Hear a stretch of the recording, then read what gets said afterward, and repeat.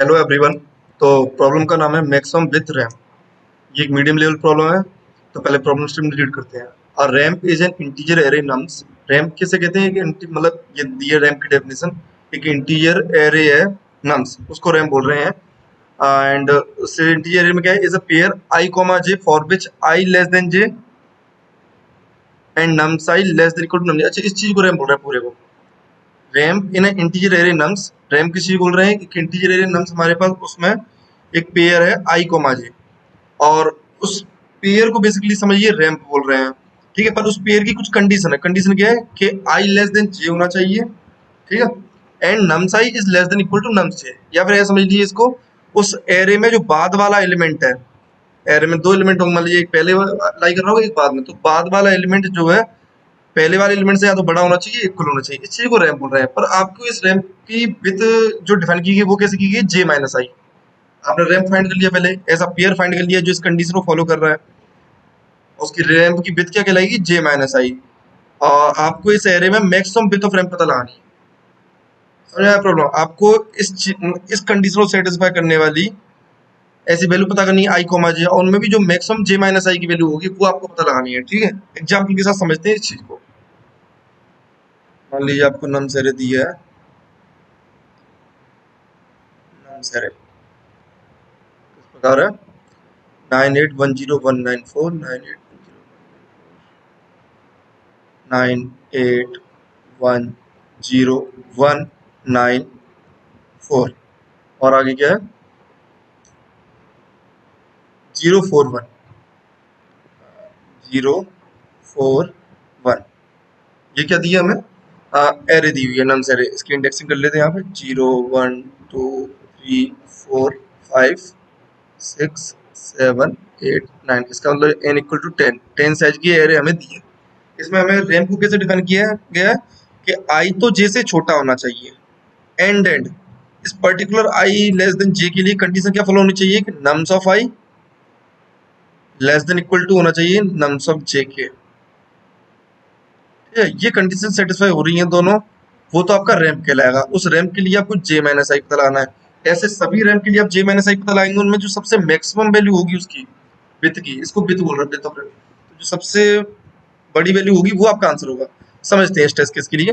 मान लीजिए इस वाले इनपुट के लिए, इस 9 के लिए आप क्या पता लगाना चाह रहे हैं, ये वाली कंडीशन सेटिस्फाई कराना चाह रहे हैं। तो आप देखेंगे कि ये आई है मान लीजिए, तो आप आगे देखेंगे इससे बड़ा एलिमेंट कौन है। ठीक है, जे आपको आगे तो ढूंढना है क्योंकि जे आई से बड़ा होना चाहिए, पर आपको बड़ा या इक्वल एलिमेंट देखना है। तो 9 से इक्वल एलिमेंट मिल गया मुझे 5 पे, तो मेरा एक ये पेयर बन गया। इंडेक्स लिखने हैं तो 0,5, ये मेरा एक रैंप है। अब देखिए 9, अब इससे मुझे बड़ा है या इक्वल एलिमेंट ढूंढना है आगे, तभी तो ये कंडीशन सेटिस्फाई हो रही होगी कि जे आगे होना चाहिए, और जे पे जो बैठा एलिमेंट वो या तो नम्स ऑफ आई के इक्वल होना चाहिए या फिर बड़ा होना चाहिए। तो 0,5, इसके लिए आपको 0,5 मिल गया। अब इसके लिए देखते हैं, इस 8 के लिए मुझे 8 से बड़ा या 8 से इक्वल एलिमेंट इससे आगे ढूंढना है, तो मुझे यही मिल रहा है, तो 1,5। ठीक है, इसके लिए 1,5 हो गया। ये रैंप की वैल्यू है, ये रैंप लिख रहा हूँ यहाँ पे, रैंप फाइंड कर रहे हैं। अब इसके लिए देखेंगे, इस 1 के लिए इससे बड़ा एलिमेंट या इसके इक्वल एलिमेंट ढूंढना है, और जो सबसे दूर होगा, सबसे दूर होगा, क्योंकि जो सबसे दूर होगा, देखिए इसके लिए हमें कहीं मिल रहा है, इसके लिए 2,4 भी मिल रहा है ऐसे तो रैंप। इस 2 के लिए 2,6 भी मिल रहा है, 2,8 भी मिल रहा है, सॉरी 2,4 मिल रहा है, 2,9 मिल रहा है आपको। ठीक है, पर आपका सबसे जे माइनस आई की वैल्यू सबसे बड़ी किसके लिए हुई, 2,9 के लिए। तो आप सबसे बड़ा वाला ले लीजिए, या फिर आप सारे नोट कर लीजिए यहाँ पे पहले, फिर आप बाद में देख लेना। ऐसे ही आप सबके लिए कर लेंगे ये काम। ठीक है, अब इसमें जो जे माइनस आई होगा, जैसे 5 आ गया इस केस के लिए, इस केस के लिए कितना आ गया, 4 आ गया, 2,9 के लिए 7 आ गया। आई थिंक यही सबसे बड़ा है। देखिए ये जो है सबसे ज्यादा बड़ी विथ है, ये इसका आंसर हो जाएगा। चेक करिए आंसर इस केस में क्या है। इस केस में आंसर 7 है, क्योंकि 2,9 के लिए आपको मैक्सिमम विथ अचीव हो रही है इस रैप के लिए। इस प्रॉब्लम को अप्रोच कैसे करेंगे, तो ये जो प्रोसेस हमने की है इसे एक बार और करके देखते हैं। देखिए आप क्या करेंगे, 9 के लिए क्या ढूंढ रहे हैं, आप 9 वाले एलिमेंट के लिए इससे बड़ा या इसके बराबर एलिमेंट ढूंढ रहे हैं। तो आपको इसके बराबर मिल गया कहाँ पे, ये वाला 9 मान लीजिए आपका 0 इंडेक्स पे है, और एक और 9 मिल गया आपको कहाँ पे, 5 इंडेक्स पे। ठीक है, ये सॉर्टेड है। अब आप गए 8 पे, ठीक है। इस 8 के लिए आपने क्या किया, सेम चीज की। तो ये 8 है, 8 कहाँ पे बैठा है, 1 इंडेक्स के पे। अब इसके लिए आप क्या देख रहे हैं, सबसे बेसिकली इसके बराबर एलिमेंट या फिर इससे बड़ा एलिमेंट, और जो सबसे दूर है, क्योंकि सबसे दूर है उसी से आपको क्या मिल सकती है, मैक्सिमम विड्थ मिल सकती है रैंप की। तो ये 8 1 इंडेक्स पे, इसके बराबर या इससे बड़ा, तो इससे बड़ा एक ही एलिमेंट है, तो ये वाला ले लेंगे। अगर और भी बड़े एलिमेंट होते हैं सबसे बाद वाला लेते हैं, ठीक है। तो ये हो गया, ये 8 1 पे बैठा है और 9 बैठा है मेरा 5 पे। ठीक है, ये भी हो गया। अब आप गए 1 पे, आप इस 1 के लिए भी चेक कर रहे हैं। 1 कहाँ पे बैठा है, 2 इंडेक्स पे, और 1 से या तो आपको बड़ा चाहिए या इक्वल चाहिए। तो आपने कहा कि 1 से बड़ा तो 9 भी है, पर मैं चेक कर रहा हूँ कि मुझे सबसे दूर वाला चाहिए। तो सबसे दूर कौन सा है, अच्छा ये 4 इस 9 से दूर ही है, तो ये भी मतलब 1 से बड़ा है, ठीक है। पर मुझे इससे भी दूर एक मिल रहा है, ये 4 मिल रहा है, ठीक है, ये भी 1 से बड़ा है। मैं कह रहा हूँ कि इक्वल भी चलेगा, तो मुझे सबसे दूर तो ये मिल रहा है जो कि इस कंडीशन को सेटिस्फाई कर रहा है कि ये 1 के इक्वल है, ठीक है, और सबसे दूर है। तो मैं कहूंगा कि 2 इंडेक्स मेरा 1 बेटा है और एक 1 बेटा है 9 इंडेक्स में। ठीक है, सॉर्टेड है। फिर आपने ये सेम प्रोसेस की 0 के लिए, ठीक है, ये 0 था आपका, ठीक है। अब एक सेकंड, 0 के लिए आपने क्या किया, 0 किस इंडेक्स पे, 3 इंडेक्स पे बेटा है। अब 0 के लिए आप क्या देख रहे हैं, 0 के या तो बड़ा हो या बराबर हो। तो ये भी बड़ा है, पर मैं कह रहा हूँ दूर वाला, ये भी बड़ा है, पर इससे भी दूर कोई मिल रहा है क्या, हाँ ये है। ये बराबर है, ये भी चलेगा, पर इससे दूर कोई और मिल रहा है क्या, हाँ ये भी चलेगा, ये भी चलेगा। तो हम ये वाला ले लेंगे। 0 के लिए क्या हो गया मेरा, 1 आ गया 9 इंडेक्स में। फिर आप इस 1 के लिए दोबारा से करेंगे। इस 1 के लिए आप देखेंगे तो आपको ये 1 तो 4 इंडेक्स पे है, अब इससे बड़ा चाहिए, ये इक्वल चाहिए, तो आपको ये मिल रहा है यहाँ पे 9 इंडेक्स में। और आप मुझे बताइए, क्या इस 1 के लिए हमें करना चाहिए था, लॉजिकली सोच के बताइए। आपने इसके लिए किया, ठीक है, इसके लिए किया, ठीक है, इसके लिए किया, ठीक है, इसके लिए किया, ठीक है। क्या इस 1 के लिए आपको करना चाहिए था ये प्रोसेस, सोचिए। इस 1 के लिए क्या आपको फाइंड करने की भी जरूरत थी, क्या बिना फाइंड करे कुछ निष्कर्ष पर नहीं पहुंच पा रहे हैं। तो एक चीज देखिए आप, इस 1 के लिए मैं कह रहा हूँ कि मुझे जो इस 1 से बराबर या बड़ा एलिमेंट सबसे दूर मिल रहा है वो 9 इंडेक्स में मिल रहा है। और मैं कह रहा हूँ कि इसके लिए मुझे करने की जरूरत ही नहीं, क्योंकि इससे पहले मैंने 0 के लिए कर लिया है। तो जी इस 1 के लिए मान लीजिए आपको सबसे लास्ट इंडेक्स में मिला, तो जो इस 1 के लिए इसके बराबर या बड़ा होगा वो इस 0 के लिए भी तो इससे बराबर या बड़ा होगा, समझ रहे हैं। और ये 0 इस 1 से पहले लाई कर रहा है, ये 0 इस 1 से पहले लाई कर रहा है। तो क्या ये आपको ये नहीं देगा मैक्सिमम विड्थ, इन दोनों में से मैक्सिमम विड्थ कौन देगा। मान लीजिए सेम नंबर है, मान लीजिए सबसे लास्ट में नंबर लाई कर रहा है, सबसे लास्ट में, एक सेकंड, इसी को देखिए। जैसे ये इस 1 के लिए मुझे कह रहा था कि सबसे लास्ट में इसके बराबर या इससे बड़ा देखना है, तो आपने कहा सबसे बड़ा या मतलब इसके बराबर या सबसे बड़ा मुझे 9 इंडेक्स में मिल रहा है, ठीक है, सबसे दूर ये मिल रहा है। तो अगर इसके लिए सबसे दूर ये मिल रहा है, तो क्या 0 के लिए भी सबसे दूर यही नहीं है, बिल्कुल है। और हो सकता है 0 के लिए तो मुझे और बेस्ट आंसर मिले, इसके पीछे एक 0 हो, तो मैक्सिमम विड्थ आपको ये दे रहा होगा या ये दे रहा होगा, ठीक है। तो मैक्सिमम विड्थ आपको 0 वाला दे रहा होगा। मान लीजिए नहीं भी है, मैं कह रहा हूँ जो इसके लिए सबसे बड़ा है वही इसके लिए भी सबसे बड़ा है, तो इसके लिए सबसे बड़ा है यहाँ पे कौन है, 1 है, और सबसे पीछे, ठीक है। मतलब जो इसका आंसर है, जो इंडेक्स पे इसका आंसर बैठा हुआ है, इसका जिस जे इंडेक्स पे, उसी जे इंडेक्स पे इसका आंसर भी तो बैठा ही होगा, क्योंकि ये 0 इस 1 से भी छोटा है। तो ये कंडीशन सेटिस्फाई हो रही है ना कि देखिए आई लेस देन जे, तो जो इसके लिए जे है वो इसके लिए भी जे हो सकता है, क्योंकि जे जो है इसके बाद में लाई करेगा, और जो इसके बाद में लाई कर रहा है वो इसके बाद में तो लाई कर ही रहा है। दूसरी कंडीशन क्या दी आपकी, nums of I less than equal to nums of J होना चाहिए। तो जो आगे वैल्यू है, इससे अगर कोई बड़ी वैल्यू बैठी है तो वो इससे भी बड़ी वैल्यू होगी। तो इसका रैंप लेने के बजाय मैं इसका रैंप का आंसर नहीं लूँ, क्योंकि वो इससे ज्यादा आंसर देगा मुझे। देखिए उसकी विड्थ इससे ज्यादा होगी, अगर इसकी विड्थ इतनी है तो इसकी विड्थ एक ज्यादा है। आपको समझ में आया। तो आपने अगर किसी एलिमेंट, इससे क्या निष्कर्ष निकलता है कि आपने अगर किसी नंबर के लिए कर लिया, मान लीजिए आपने 0 के लिए कर लिया, तो क्या आप इससे बड़े किसी भी एलिमेंट के लिए करेंगे आगे ये प्रोसेस, नहीं करेंगे, ठीक है। जैसे आपने 9 के लिए कर लिया, तो आगे अगर कोई 10 11 कुछ लाइक कर रहा हो, नहीं करेंगे, क्योंकि आप कहेंगे 10 के लिए जो आंसर हो सकता है वो 9 के लिए तो हो ही सकता है, और 9 से उसमें ज्यादा विड्थ प्रोवाइड मिलेगी हमें। ओके, आई होप आपको ये चीज समझ में आई होगी। तो मैं कह रहा हूँ कि मुझे बड़े के लिए नहीं करना। मान लीजिए मैं 9 के लिए किया, तो मैं छोटे के लिए कर सकता हूँ कि छोटे के लिए हो सकता है कि कोई छोटी वैल्यू लाई कर रही हो सबसे एंड में, जो बेसिकली क्या है 9 से तो छोटी रहेगी और इसकी बिल्कुल मान लीजिए बड़ी थी या इससे बराबर थी, तो वो मेरा आंसर हो सकता है। वहां पे मेरे को डाउट है, मतलब वहां पे मैं कंफर्म नहीं हूँ कि आंसर बेसिकली इससे बड़ा हो सकता है कि नहीं हो सकता है। तो आंसर 8 के लिए तो हो सकता है कि 9 वाले से आंसर बड़ा हो, ठीक है, तो मैं 8 के लिए भी आंसर निकालूंगा। फिर मैं गया 1 पे, 1 के लिए चेक करा था मैंने कि 8 से छोटा है 1, तो 1 के लिए भी आंसर निकालना पड़ेगा। 0 जो है 1 से छोटा है, इस जो मैंने स्टोर किया, तो 0 के लिए भी आंसर निकालना पड़ेगा। और मैं जैसे ही इस 1 पे गया मैं कहूंगा इसके लिए आंसर नहीं निकालूंगा, क्योंकि यार मैंने 0 के लिए कोई आंसर निकाला है, तो 0 वाला आंसर इससे तो बड़ा ही होगा, तो इसके लिए मैं आंसर नहीं निकालूंगा। ठीक है, तो ऐसे करके आप आगे चेक कीजिए। इसमें देखिए 0 से छोटा एलिमेंट कोई मिल रहा होगा, अब उसके लिए आंसर निकालूंगा। एक चीज बताइए, अगर ये दो सेम नंबर भी हैं, तो इस 0 के लिए आंसर, इस 0 के लिए आंसर में कौन सी किसकी विड्थ ज्यादा होगी? देखिए जो आंसर इस 0 के लिए होगा, मतलब जिस इंडेक्स पे बैठा होगा उस पे ही इस 0 के लिए बैठा होगा, पर मैक्सिमम विड्थ तो इस 0 के लिए मिलेगी ना। तो आपने अगर कोई एलिमेंट स्टोर कर लिया, तो उसके बराबर वाला भी आपको बाद में चेक नहीं करना है, उससे छोटा ही करना है। तो इस 0 से छोटा एलिमेंट चेक करना है, 0 से कोई छोटा नहीं है। तो मुझे सिर्फ इनके लिए आंसर निकालना है। इसके लिए एक बार चेक करनी है कि भाई मैक्सिमम विड्थ क्या आ रही है, इसके लिए चेक करनी है मैक्सिमम विड्थ क्या आ रही है, इसके लिए चेक करनी है मैक्सिमम विड्थ क्या आ रही है रैम की, इसके लिए चेक करनी है मैक्सिमम विड्थ क्या आ रही है रैम की, और इनमें सबसे मैक्सिमम जो आ रही है वो मेरा आंसर होगा। आई होप आपको ये समझ में आया होगा। अब सवाल है कि इनके लिए चेक कैसे करेंगे। तो एक चीज बताइए, ये तो आपके आई हो गए ना, इन पर्टिकुलर आई के लिए आपको क्या करना है, जे चेक करना है कि सबसे दूर जे और इनसे बड़ा जे कहाँ पे बैठा हुआ है। तो मैंने एक टर्म यूज किया, इन सबसे दूर। आप सबसे पहले प्रायोरिटी किसको देंगे? देखिए 0 से बड़ा तो चलेगा ही चलेगा, पर 0 से बड़ा वो वाला आप चाहेंगे एलिमेंट जो सबसे दूर बैठा है, सबसे दूर। ठीक है, इसका मतलब ये है कि आप पीछे से देखेंगे एलिमेंट को। तो एक बार एरे को मैं फिर से नोट करना चाहूंगा इस चीज के साथ, 9810। पहले इस चीज को समझ लेते हैं। तो आपको एक चीज समझ में आई, आपको ये चीज तो निकालनी है कि आपको क्या करना है।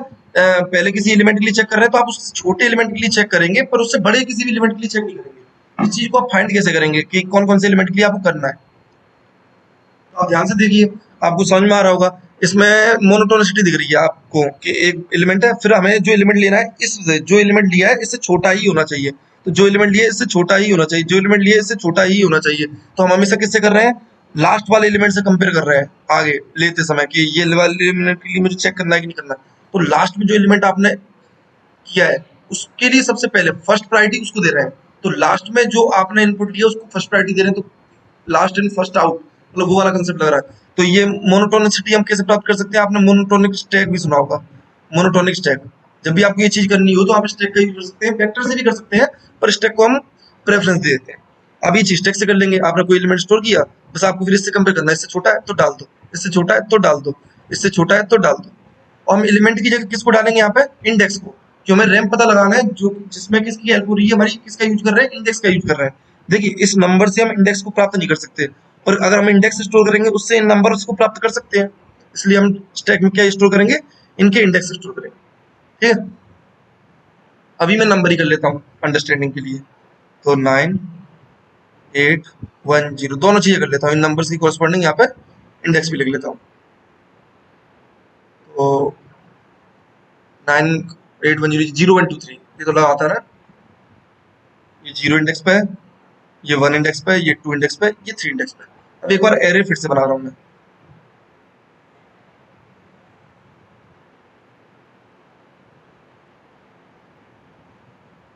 1 2 3 4 5 6 7 8 9 10। तो 98101 क्या कर लेते हैं, 98101 94041 94041 94041। ठीक है, ये आपने कर लिया। अभी हमने कहा कि हमें सिर्फ इनके लिए चेक करना है। हमने एक चीज प्राप्त कर ली यहाँ से, इससे एक चीज समझ ली कि हमें और किसी एलिमेंट के लिए चेक नहीं करना।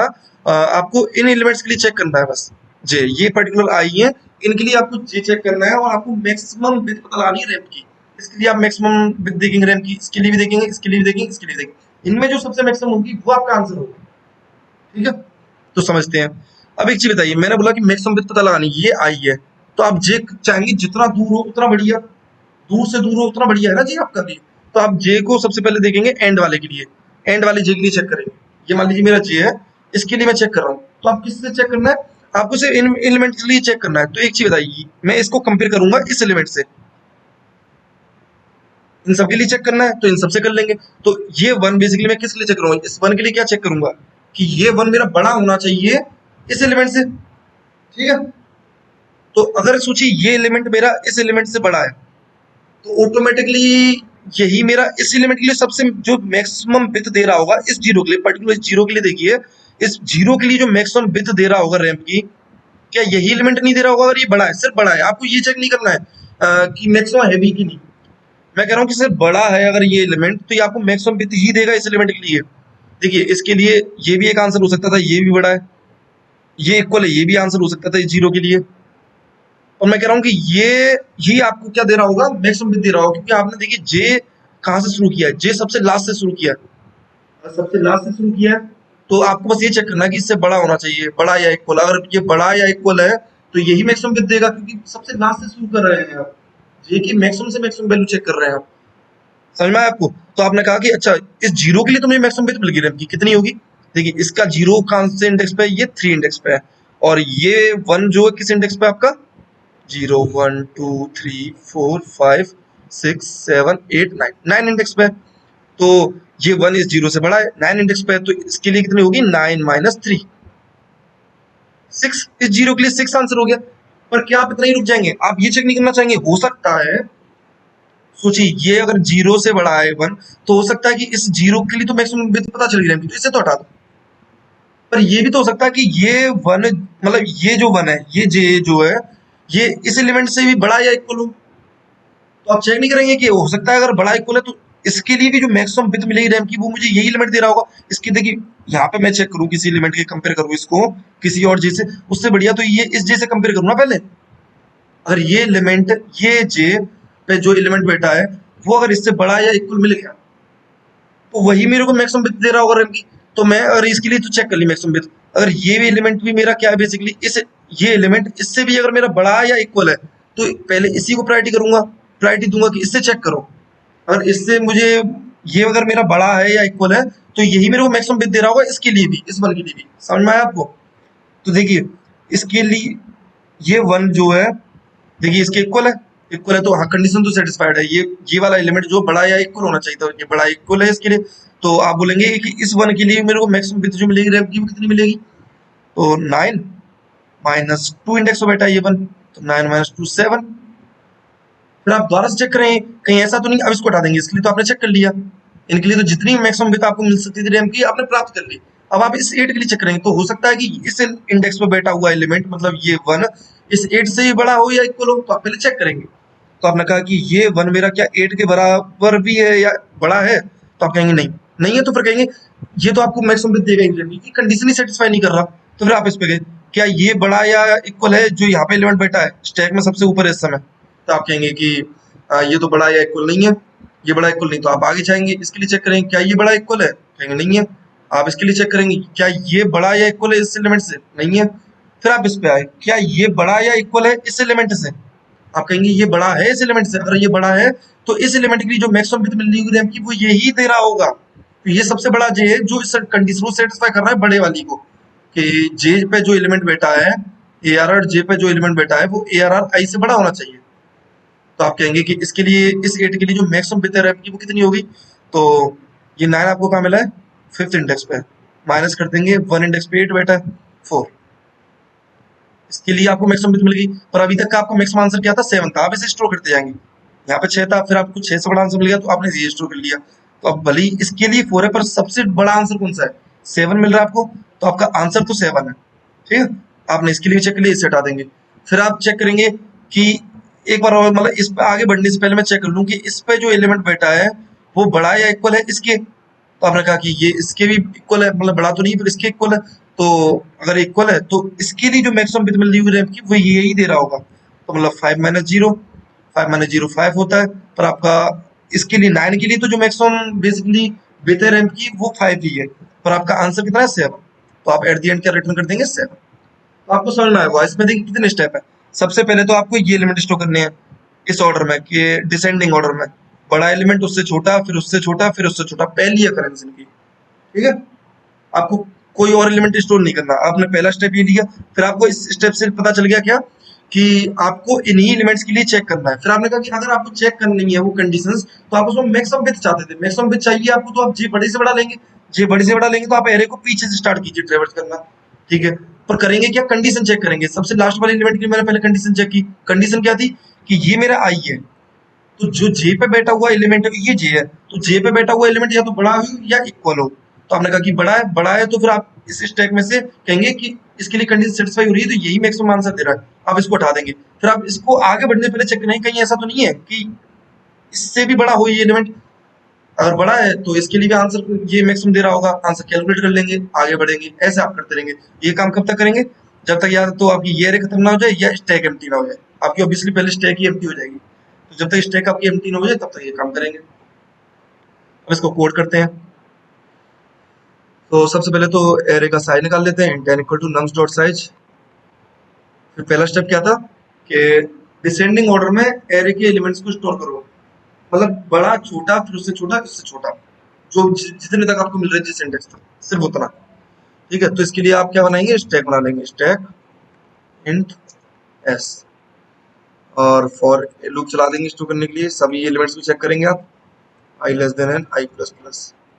तो सोचिए स्टैक में आप एलिमेंट कब डालेंगे, या तो स्टैक एम्प्टी हो, एम्प्टी है तो एलिमेंट डालना ही पड़ेगा ना, क्योंकि अगर स्टैक एम्प्टी है तो यही सबसे बड़ा एलिमेंट है जो पहला एलिमेंट है, पहले एलिमेंट के लिए स्टैक एम्प्टी होगी, तो आप बोलेंगे पहला एलिमेंट तो आपको डालना ही पड़ेगा, हैश डॉट एम्प्टी। या फिर और एलिमेंट कब डालेंगे, आप एलिमेंट डालेंगे हमेशा छोटा वाला। आप चेक करेंगे स्टैक के ऊपर सबसे टॉप पे कौन सा एलिमेंट बैठा है, और उससे छोटा एलिमेंट ही आएगा, कि उसके लिए ही आपको आंसर चेक करना, बड़े एलिमेंट के लिए चेक नहीं करना है, ये हम चेक कर चुके थे पहले, ये डिस्कस कर चुके हैं। तो आप हमेशा क्या करेंगे, और स्टैक में आप क्या कर रहे हैं, इंडेक्स स्टोर कर रहे हैं, तो आप कहेंगे स्टैक में इंडेक्स स्टोर कर रहे हैं, तो ना आप क्या कहेंगे कि स्टैक में जो सबसे ऊपर एलिमेंट बैठा है, सबसे ऊपर इंडेक्स बैठा है, उससे अगर मेरा एलिमेंट छोटा है, मतलब अगर ये स्टैक के सबसे ऊपर बैठा हुआ एलिमेंट मेरा बड़ा है, समझिए स्टैक के ऊपर सबसे बैठा हुआ एलिमेंट बड़ा है जिस एलिमेंट से मैं अभी कंपेयर कर रहा हूँ नम्स ऑफ आई से, तो मैं कहूंगा नम्स ऑफ आई छोटा है। समझिए नम्स ऑफ आई अगर छोटा है, ऐसे ऐसे लिख दीजिए, ये तो जो बोल रहे हैं उस तरीके से लिख देते हैं। मैं इस आई इंडेक्स को स्टैक में कब डालूंगा, जब मेरा नम्स ऑफ आई छोटा होगा किससे, नम्स ऑफ जो स्टैक में सबसे ऊपर बैठा है एलिमेंट उससे। तो आप क्या करेंगे, स्टैक में पुश कर देंगे किसको, आई। बस इस तरीके से आपने इंडेक्स डाल दिए। इसके बाद क्या करना है आपको, आपको पता चलेगा स्टैक मतलब भर गई होगी, स्टैक में कुछ एलिमेंट आ गए होंगे, मान लीजिए कुछ इस तरह की दिख रही होगी स्टैक, 9 5 3 1, मान लीजिए ये एलिमेंट डले हुए हैं, मतलब इंडेक्स डले होंगे इनके, तो जो भी इंडेक्स डले हो आपको इंडेक्स स्टोर कर लिए। फिर आपको क्या करना है, इन इन इंडेक्सेस के लिए, इन आई के लिए, मान लीजिए आई कुछ इस प्रकार होंगे, मान लीजिए 0 3 5 6 इस तरीके से आई होंगे, तो इन सारे आईज के लिए आपको करना है, आई के लिए जे पता लगाना है जो कंडीशन को फॉलो कर रहे हो। तो जे आप क्या करेंगे, सबसे पहले मैक्सिमम से मैक्सिमम लेने की कोशिश करेंगे, J equal to n minus one से शुरू करेंगे हम, J greater than equal to 0 तक जाएंगे, जे माइनस माइनस। आप क्या कहेंगे, आप कहेंगे कि आपको क्या करना है, इस पर्टिकुलर जे से, इस पर्टिकुलर जे से स्टैक में जो सबसे ऊपर बैठा हुआ एलिमेंट है वो चेक करना है कि वो छोटा है या इक्वल है कि नहीं। अगर छोटा है तो ये पर्टिकुलर जे ही उसके लिए मुझे क्या दे रहा होगा, मैक्सिमम बिट दे रहा होगा रैंक की।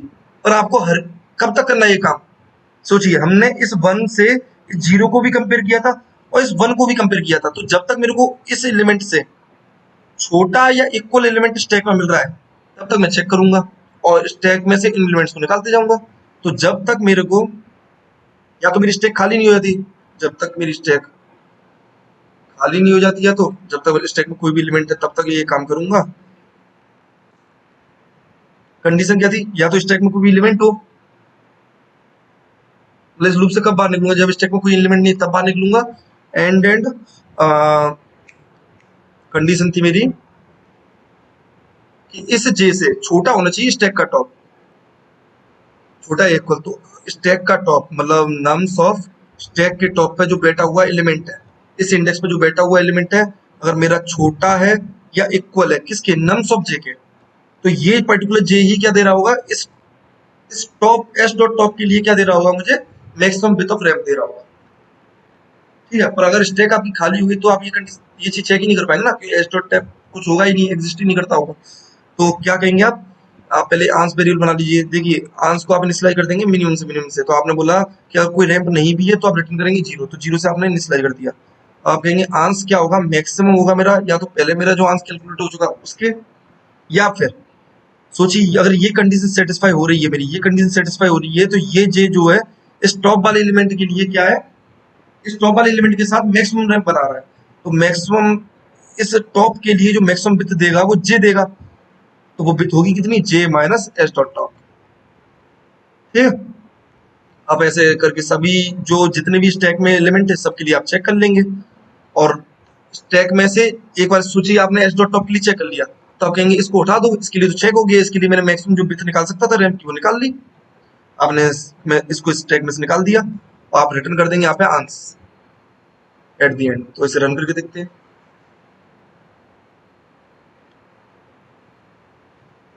सबमिट करते हैं।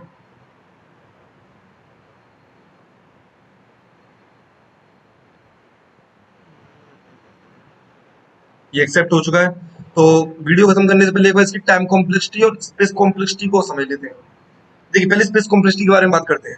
देखिए हम वैसे तो नॉर्मल वेरिएबल्स यूज कर रहे हैं, पर हमने एक डेटा स्ट्रक्चर यहाँ पे यूज किया है स्टैक, और यहाँ पे हम इसमें क्या डाल रहे होंगे, एलिमेंट्स डाल रहे होंगे। तो मैक्सिमम स्टैक में हम कितने एलिमेंट डाल सकते हैं, हो सकता है कि देखिए आपकी जो एरे है वो डिसेंडिंग ऑर्डर में सॉर्टेड हो पहले से 9 8 6 5 4 2 1।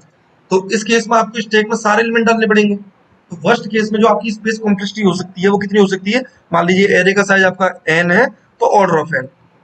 ठीक है, तो स्पेस कॉम्प्लेक्सिटी जो वर्स्ट केस में हो सकती है वो कितनी हो सकती है, ऑर्डर ऑफ n।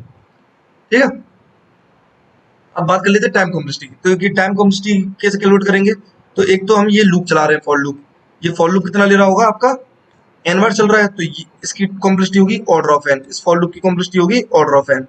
और क्या कर रहे हैं, और तो ये नॉर्मल वेरिएबल पर ये एक लूप और दिख रहा होगा, एक लूप और इसके अंदर एक लूप है। तो आपको ऐसी फील आ रही होगी जब आप ऐसे नेस्टेड लूप देखते हैं तो आपको लगता होगा कि ये ऑर्डर ऑफ एन स्क्वायर है, पर आप ध्यान से देखिए ऑर्डर ऑफ एन स्क्वायर नहीं है।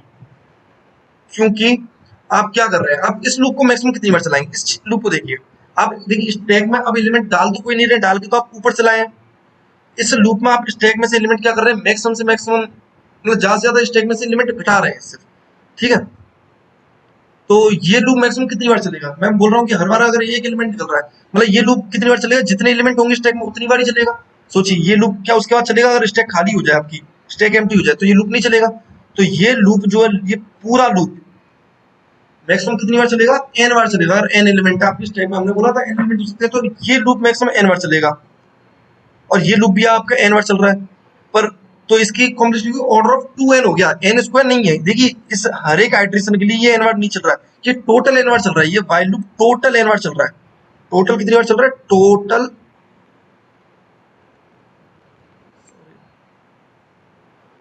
टोटल एन बार चल रहा है। टोटल ये लूप कितनी बार चल रहा है, एन टाइम चल रहा है, और ये लूप तो हम चला ही रहे हैं एन टाइम्स। ठीक है, ये इससे मतलब इस पर डिपेंड ही नहीं कर रहा है, ये वाइल लूप ना इस पर डिपेंड ही नहीं कर रहा, इस वाले लूप पे। ये टोटल एन बार ही चलना है, एन से ज्यादा बार नहीं चला सकते इस लूप को आप। ठीक है, तो ये टोटल एन बार चलेगा। और इस लूप को तो हम खुद से डिसाइड किया, ये कितनी बार चल रहा है, एन बार चल रहा है। ये वाला लूप कितनी बार चल रहा है, ये वाला लूप चल रहा है आपका एन बार। तो मैक्स टोटल ये पूरा जो ये सिस्टम है, ये पूरा दो, एक फॉर लूप एक वाइल लूप का, ये मैक्सिमम कितनी बार चला, तो ये आपका चला 2n टाइम्स। ठीक है, तो 2n टाइम्स है, तो एक तो ऑर्डर ऑफ एन ऊपर था, ऑर्डर ऑफ एन ऊपर था, और ये ऑर्डर ऑफ 2n है, ये दो बार चल रहा है, मतलब 2n टाइम चल रहा है। तो ओवरऑल कॉम्प्लेक्सिटी कितनी होगी, ऑर्डर ऑफ 3n, मतलब ऑर्डर ऑफ एन ही होगी, 3n एन के कॉरेस्पॉन्डिंग है। तो इसकी टाइम कॉम्प्लेक्सिटी कितनी है इस प्रॉब्लम की, इसकी टाइम कॉम्प्लेक्सिटी है